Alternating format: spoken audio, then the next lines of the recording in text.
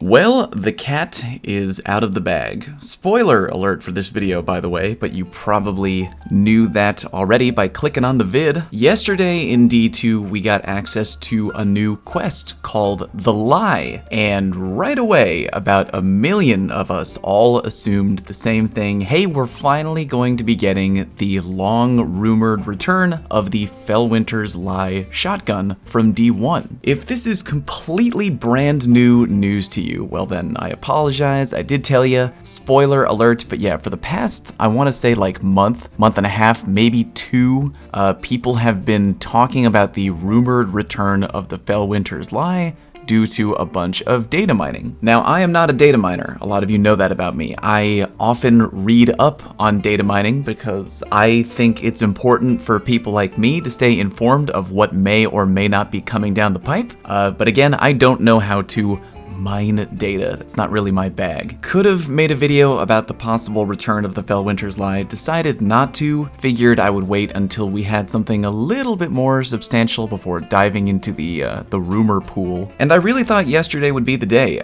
We had access to The Lie quest. It was the beginning of the final week of Iron Banner for Season 10. All the stars were really starting to align. But then, surprise, surprise, looks like the only way to unlock the shotgun is if we complete this event not individually, but as a community. Cherry on top of that crap sundae is that we have to complete 9 million collective Seraph Towers before being able to move forward with the quest. Some people have looked up what the steps of the quest are next. I will probably do that later today. I don't know what the steps are after that. But yeah, we can't go anywhere or make any progression until we complete 9 million Seraph Towers. Good lord. Anyway, I know I'm getting a little bit off track. I'm gonna talk about the gun itself, or at least what we know about the gun so far. Just had to quickly vent on why Bungie maybe thought it would be a good idea to give us a 9 million Seraph Tower grind right after the grindiest event ever, aka the Guardian games. Also, woke up this morning interested in checking the progress for the community's completion of this activity, and goddamn. Really looking forward to getting the Felwinters Lie in 2021. So, this brings me to my main topic for today. Will the Felwinters Lie, when it gets here, will it actually be any good? Will it be worth obtaining? Will it be worth using in PvP or PvE? So why don't we pull up the weapon info from light.gg. It was finally added to the database the other day. Just gonna throw up the relevant info real quick in this here screenshot. So provided all of this information is correct, and usually light.gg is a very reliable source of information of things that have been put into the coding of the game. Provided the info is correct, we are looking at a pretty good shotgun. Now, there's been one unique factor about the Felwinters Lie that, if you've been paying attention to all the people talking about it, is going to be the huge it factor of the gun, and that is this icon right over here, the return of Shot Package. Quick history lesson. For those of you who have joined the Destiny world, starting with D2, Shot Package used to be a very, very popular shotgun perk back in the days of Destiny 1. What it did was act like a better version of D2's full choke barrel, meaning it took a shotgun's pellet spread and it naturally condensed it into a tighter cone, meaning you were more likely to land more of your pellets on any target that you shot. And I can't really remember, I don't think it took away your pellet crit damage if you landed any pellets in your target's head. So it was really all of the benefits of Shot Package with none of the drawbacks. Almost every god roll shotgun back in the days of D1, when Shot Package was still a thing, had the perk Shot Package. If you didn't have a Shot Package shotgun, you were kind of at a disadvantage by default. So the rumor was, when the Felwinters Lie data mining began, was that, whoa, this gun might be coming back with Shot Package. That was the rumor. And again, now that it's up on light.gg, it seems like that rumor might be true. Everything, of course, is subject to change. We don't know anything 100% for sure until it is in the game, but it looks very likely. Let's pretend for a minute that it is 100% true. Let's pretend that the Shot Package perk will be confirmed on a Destiny 2 version of the Felwinters lie. Right off the bat, that is going to make it a very strong gun. Now, if we're looking here from the info gathered from light.gg, it looks like we're already going to have the full choke barrel by default. I'm not sure if shot package and full choke are going to somehow combine into an even tighter pellet spread. But again, assuming that shot package does what we know it has done historically, Felwinter's Lie is going to be a hot choice. Now, something you might notice from this screenshot taken from light.gg is that it looks like there aren't a ton of perks available on the Felwinter's Lie. It's just these 6 options right here: full choke, accurized, slide shot, quick draw, opening shot, and vorpal weapon. It looks almost like a curated roll a little bit. Very limited options except for a double choice in column 3 and column 4. Now let's move forward with the assumption that these 6 perks are going to be the only perks you will ever be able to roll on your Felwinter. I would actually be kind of thrilled if these were the only perks that we could roll, because all of these perks, as we know,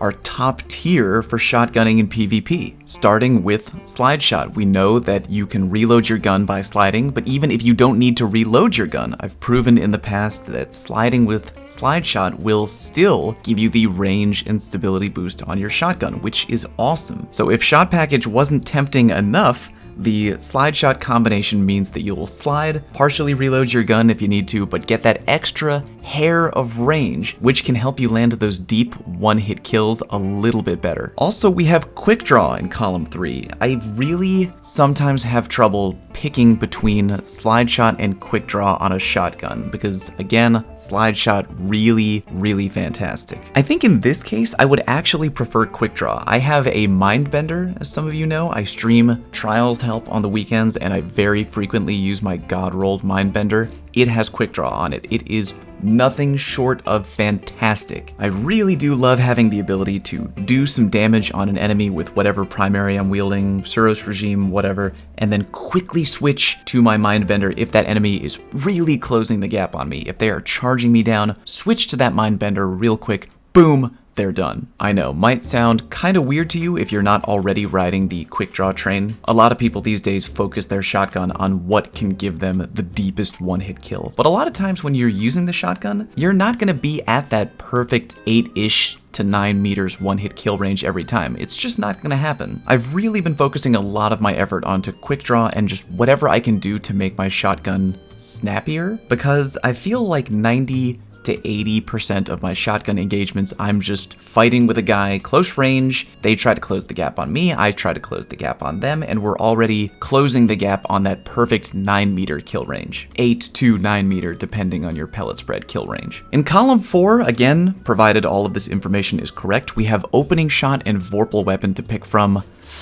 I think between the two of these, I might pick opening shot. Recently, I finally got the Astral Horizon shotgun roll I was chasing for such a long time. I got quick draw and opening shot together. It really is a great combo. Opening shot is just brutal on guns like shotguns and snipers, guns where you naturally take one big shot to kill an enemy and then switch to another weapon kind of just naturally depending on the flow of combat. If you had opening shot on, say, an auto rifle, that wouldn't be as good because with an auto rifle, you are by design going to fire off a lot of bullets each and every time you want to try to get a kill. Shotguns and snipers, you're usually only firing one bullet to get the kill each time, which is perfect for taking advantage of the benefits of a perk like opening shot. I actually think that PC players you watch, PC players are going to have a big advantage with the Felwinter's Lie because on PC the loading times are very quick. You can open up your Guardian in the middle of a match, change your loadout, change your weapon real quick, change your armor mods in the blink of an eye. So what might end up happening is at the beginning of a PvP match, I'm assuming that most people are going to roll with opening shot, and then later in the match, especially in trials where you can change very easily from round to round, players are going to start switching from opening opening shot to Vorpal weapon as enemies on the other team get their super fully charged. I'm not saying that you can't do this on console, it's just going to take more time. Console loading times compared to PC loading times are pretty bad. If I'm doing console help for trials on the weekend, I usually don't change my loadout unless I'm going between rounds, and even then you have to be very quick. Again, I'm assuming that would be the play. Open the game with opening shot, use it as much as you can until about 3-ish minutes into the match, or, you know, however long until you notice the enemy team is building up super energy, and then quickly switch to Vorpal when there is a super that could be unleashed on the field. Felwinter, again, assuming this information is true, is going to be one of 2 shotguns in the game with Vorpal weapon, and the only aggressive frame shotgun with Vorpal weapon. I'm actually wondering if the power granted by Felwinters lie, because the other shotgun with Vorpal weapon is the 7th Seraph bunker shotgun, which is not strong enough to one-hit kill a roaming super. I'm wondering if Felwinters lie because it is an aggressive frame, aka the hardest hitting shotgun, if it will have the power to one-shot a roaming super with Vorpal weapon. As soon as we get our hands on the gun, I promise you I will find out. It is probably going to take a while, again, at the pace that we're completing this community quote event. But yeah, definitely possible that with Vorpal weapon and a close range shot, you might be able to one-hit kill someone out of their roaming super, or at the very least come ridiculously close. Comparing the Felwinter to the other 2 kings of the shotgun meta right now, in my opinion, the Mindbender and the Astral Horizon, both the Mindbender and the Astral have better default range than the Felwinter. But again, in theory, that should be compensated for with either opening shot or slide shot. That's really all I can say. I think the Felwinter is gearing up to be an incredible PvP weapon. I cannot wait till it comes out. I want to test with it like right away. But I'm not going to give a hands down definitive quote review of a gun that does not exist in the game yet. I don't think that would be fair or reasonable or smart. All I wanted to do today was just give you a first glance of what we know about the gun on paper. Again, this is from light.gg, a source I use very routinely. I am confident that the info here is at least somewhat correct. If I had to take a guess at how this information could somehow be wrong, it would be that maybe the fantastic roll that we know about is only the curated roll, and every other gun you'll get as the Felwinter would be a random drop. That would make more sense to me. It would actually blow my mind if the only roll on the Felwinter was the one that we just went over, that curated roll with only these 6 perks. That would actually literally blow my mind. Reason being, it is a very powerful shotgun on paper, and people in D1 historically complained a buttload about the power and the viability of the Felwinter, and the power and viability of Shot Package, and if this was the only roll you could get on the gun, it would render so many other shotguns borderline obsolete. So I guess we'll see. I will keep my eyes peeled on the progress of the community event. I will do a Seraph Tower every now and then if I need to. Really don't want to, but guess I will. And as soon as I finally get my hands on this shotgun, I will go into a private match, do a little good old-fashioned testing, and let you know what I come up with. Thank you all very much for watching. Go grind those towers, and I will see you next time.